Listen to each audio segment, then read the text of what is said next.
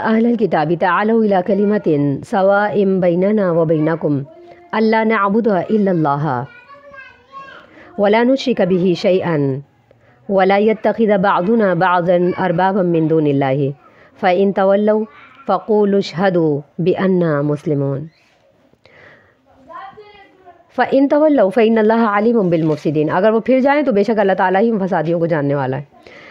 ए नबी सल्लल्लाहु अलैहि वसल्लम आप फरमा दीजिए, ए अहले किताब तालौ तुम आओ, इला कलिमतिन एक कलमे की तरफ, एक बात की तरफ, सवाइम जो कि बराबर है, बैनना व बैनकुम हमारे और तुम्हारे दरमियान, अल्ला नअबुद ये कि हम इबादत नहीं करेंगे, इल्लल्लाह मगर सिर्फ़ अल्लाह की, वला नुश्रिक बिही शैअन और ये कि हम उसके साथ किसी को भी शरीक नहीं ठहराएंगे।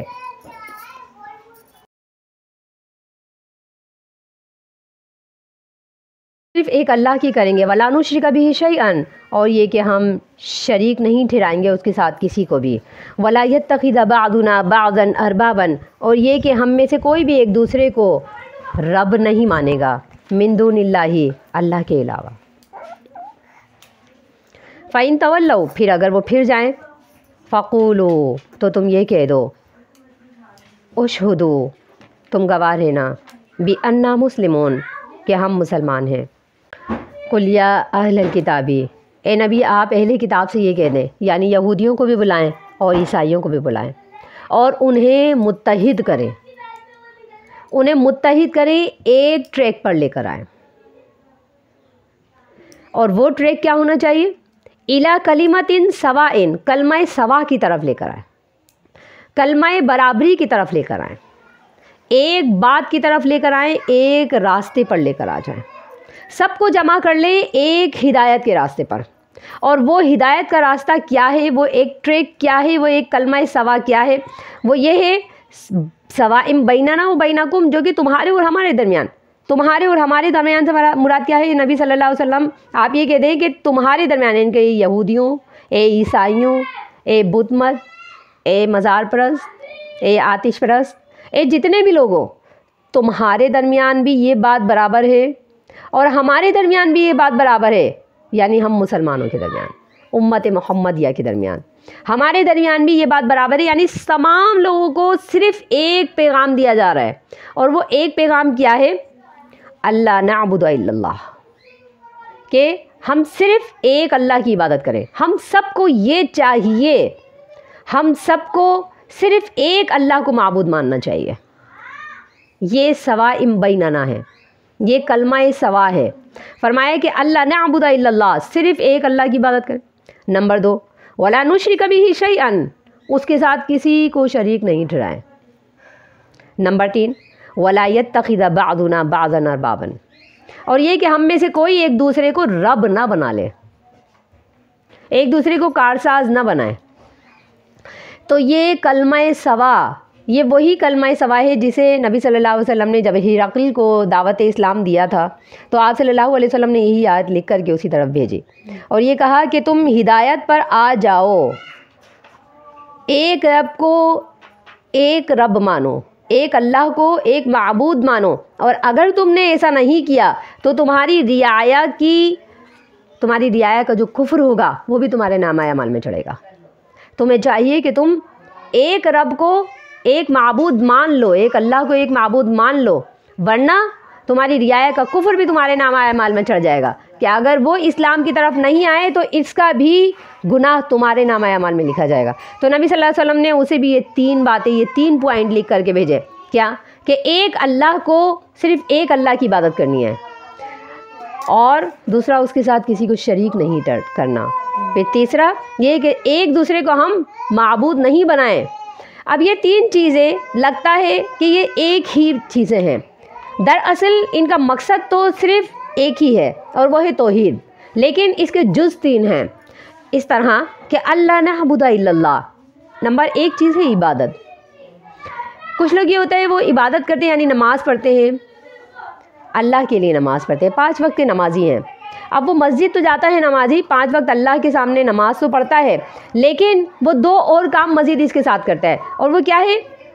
वला नुश्रिक बिही शैअन। अल्लाह ने फरमाया इबादत भी उसी की होगी, نماز اسی کے لیے ہوگی، قربانی اسی کے لیے ہوگی، صدقہ اور خیرات اسی کے لیے ہوگا، یعنی کہ بدنی عبادت بھی اس کے لیے ہوگی، مالی عبادت بھی اسی کے لیے ہوگی، اور قلبی عبادت بھی اسی کے لیے ہوگی۔ یہ تینوں اقسام کی عبادت صرف ایک اللہ کے لیے ہونی چاہیے، 3 قسم کی عبادت ہے۔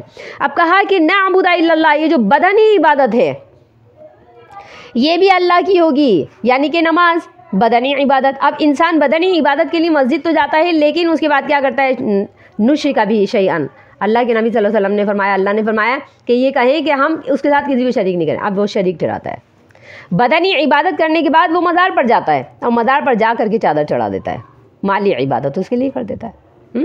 وَلَا يَتَّخِذَ بَعْضُنَا بَعْضًا أَرْبَابًا، یہ دل سے عبادت ہے، یہ قلبی عبادت ہے۔ اور قلبی عبادت کیا کرتا ہے؟ وہ یہ کہتا ہے کہ میں سجدہ رکوع یہ اللہ کے لیے کرتا ہوں، مزار پر جا کر چادر مزار والے کی چڑھاتا ہوں، اور دل سے یہ مانتا ہوں کہ مجھے صرف اپنے پیر کی بات اچھی لگتی ہے، میرا پیر جو کہتا ہے وہ بات حق ہے، چاہے وہ حدیث سے ملے نہ ملے، قرآن سے ملے نہ ملے۔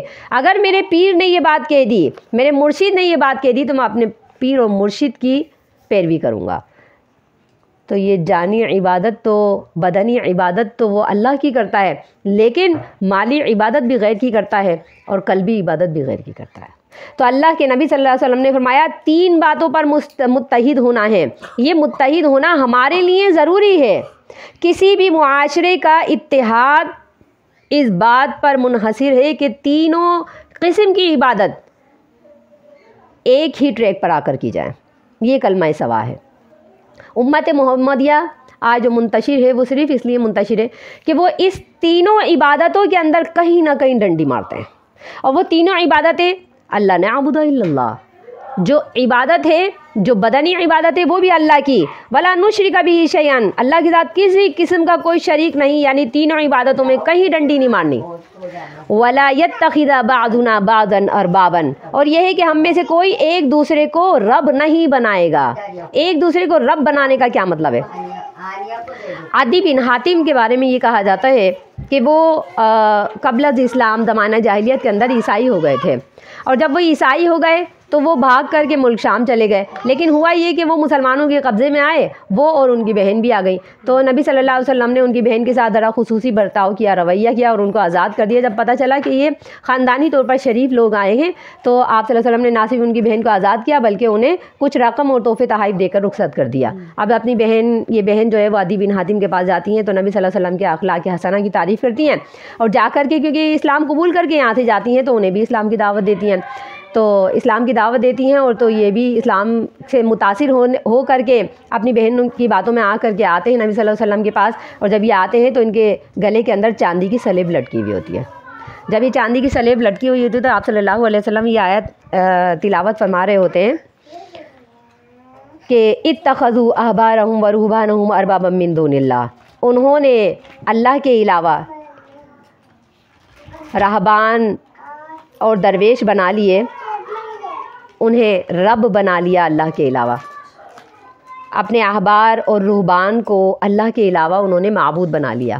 یہ آیت نبی صلی اللہ علیہ وسلم تلاوت فرما رہے تھے تو عدی بن حاتم آتے ہیں، اور چونکہ یہ عیسائی تھے تو انہوں نے آ کر کے جب یہ آیت نبی صلی اللہ علیہ وسلم سے سنی تو انکار کرنے لگے، کہنے لگے کہ عیسائیوں نے بھی اللہ کے علاوہ عیسیٰ کو رب نہیں بنایا، اور یہودیوں نے بھی اللہ کے علاوہ عزیر کو رب نہیں بنایا۔ انہوں نے اس بات کا انکار کیا اور عیسائیوں کی بھی حمایت کرنے لگے اور یہودیوں کی بھی حمایت کرنے لگے، کہنے لگے کہ محمد صلی اللہ علیہ وسلم ایسا نہیں ہے جو آپ پڑھ رہے ہیں کہ عیسائیوں نے بھی رب بنا لیا اللہ کے علاوہ اور یہودیوں نے بھی رب بنا لیا۔ تو نبی صلی اللہ علیہ وسلم نے فرمایا سنو غور کرو، بات ایسی ہی ہے جیسے میں کہہ رہا ہوں۔ اس کا مطلب یہ ہے کہ عیسائیوں نے بھی اپنے احبار اور رہبان کو اللہ کے علاوہ رب بنایا۔ وہ ان کی باتوں میں آتے ہیں کہ ان کے عالم اور ان کے درویش کیا بات کہتے ہیں، اور یہودی بھی اسی بات کے ماننے والے ہیں کہ ان کے عالم اور ان کے درویش کیا بات کہتے ہیں۔ جب یہ مانتے ہیں تو اس کا مطلب یہ ہوا کہ یتخذ بعضنا بعضا اربابا، یہ لوگ ایک دوسرے کو رب بناتے ہیں، یعنی اپنے عالموں کو رب بناتے ہیں، اپنے درویشوں کو رب بناتے ہیں، ان کی باتوں کو اول ترجیح دیتے ہیں، اللہ رسول کی باتوں کو ترجیح نہیں دیتے۔ جب بھی یہ عقیدہ آئے گا تو اس کا مطلب یہ ہوگا کہ لوگ ایک دوسرے کو گویا کہ رب بنا رہے ہیں۔ اگر آج کوئی شخص اپنے پیر کی بات کو مانتا ہے، مطلب یہ وہ پیر کو رب بنا رہا ہے۔ اپنے مرشد کی بات کو اہمیت دیتا ہے، مطلب یہ وہ مرشد کو رب بنا رہا ہے۔ اپنے امام کی بات کو اہمیت دیتا ہے، مطلب یہ امام کو رب بنا رہا ہے۔ تو کسی بھی مسلک کا جاننے والا جب اپنے امام کو ترجیح دیتا ہے اور یہ کہتا ہے کہ بات قرآن سے ثابت ہو نہ ہو، یہ کہتا ہے کہ حدیث میں یہ بات صحیح طریقے سے ہے یا نہیں ہے، لیکن میرے پیر کے منہ سے نکلی ہے، میرے مرشد کے منہ سے نکلی ہے، تو یہ میرے لیے آمنا و صدقنا کا مصداق ہے۔ تو جب بھی کوئی بات یہ کہتا ہے، اس کا مطلب ہے کہ وہ اس شخص کو، اس کی بات کو رب کی اہمیت دے رہا ہے۔ تو اللہ تعالیٰ فرماتے ہیں کہ یہ تینوں باتیں، یہ تینوں نکات، یہ ہمارے اور تمام لوگوں کے درمیان مشترک ہونے چاہیے کہ ہم عبادت بھی کسی کی نہیں کریں، اس کے ساتھ کسی کو شریک بھی نہ ٹھہرائیں، اور آپس میں بھی ایک دوسرے کو رب مقرر نہ کریں من دون اللہ، اللہ کے علاوہ۔ فَإِن تَوَلَّوْا، پھر اگر وہ پھر جائیں، فَقُولُوا اشْهَدُوا، اے نبی آپ یہ کہہ دیں کہ تم سب اس بات پہ گواہ رہنا بِأَنَّا مُسْلِمُونَ، ہم تو وہی مسلمان ہیں، ہم صرف ایک اللہ کی عبادت کریں گے، ہم اس کے ساتھ کبھی کسی کو انشاءاللہ شریک نہیں ٹھہرائیں گے، ہم نہ ایک دوسرے کی بات مانیں گے اور نہ ایک دوسرے کو بات منوانے کی کوشش کریں گے، ہم اگر مانیں گے تو اللہ اور رسول کی بات مانیں گے۔